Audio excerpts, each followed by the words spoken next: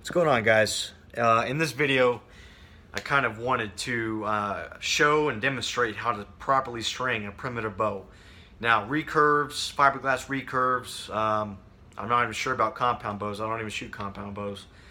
Those are a different category. They're a different class.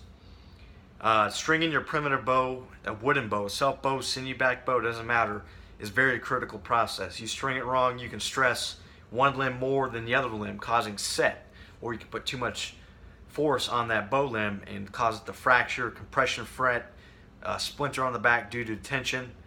So I'm going to demonstrate how to properly string a bow. Now this is my 72-inch Sudbury bow that I built. It's 52 pounds at 28-inch draw length. It's got a broadband water snake skin backing and a goat skin, a goat tanned, or not goat tanned, but a goat skin wrapping. And it's got a Dacron B50 string. And the same thing is applicable to not artificial strings, but primitive strings, sinew, rawhide, yucca, Indian hemp, basswood, stuff like that. Now, the first thing you're going to want to do is find your bottom limb. Now, a lot of people who shoot primitive bows know where their top limb and bottom limb is. Some people that are starting off in archery with primitive bows may have difficulty learning the top limb from the bottom limb.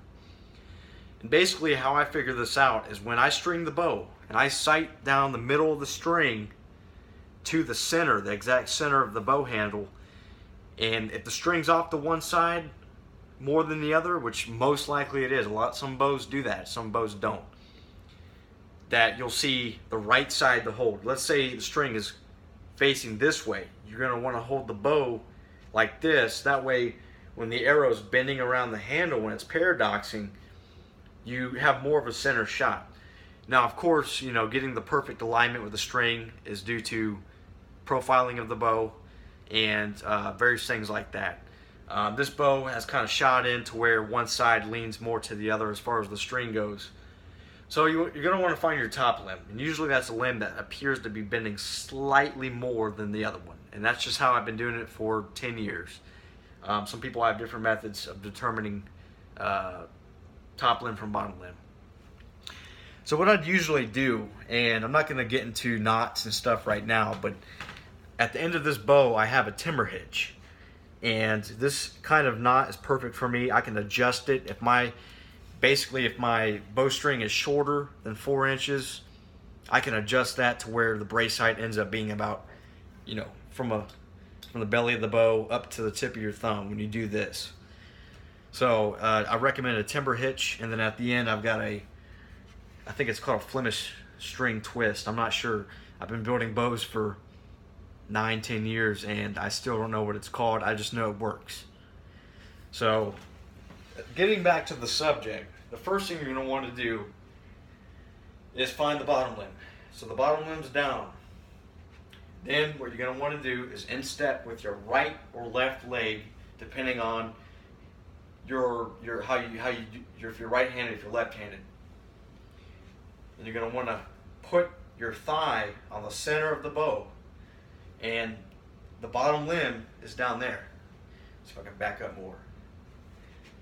So what you're going to want to do is you're going to want to push in a little bit with your right or left leg in the center of the bow. And as you're doing this with your right or left hand, you want to push this way towards you with the limb until the bowstring slides into the groove. Nice fluid motion. And then you got your bow strung. So, and as you can see, let me get back to what I was saying earlier. You can see clearly this side, the strings align more with this side. So that's kind of where my top limb is. My top limb is up here. And this particular bow had a naturally occurring grain hinge. So basically the bow stave grew like this. So I had to leave this a little bit thicker and compensate. But all in all, it still shoots really good. Anyways, guys, and well, actually, hold on. Now, for unstringing, you're going to want to do the same thing. You want to run your leg through the bow, thigh in the center, pushing down with your right or left leg to flex the bottom limb, and pushing your right hand or left hand towards you. Oh, wrong side, guys. Damn. Getting back to it. Do the same thing until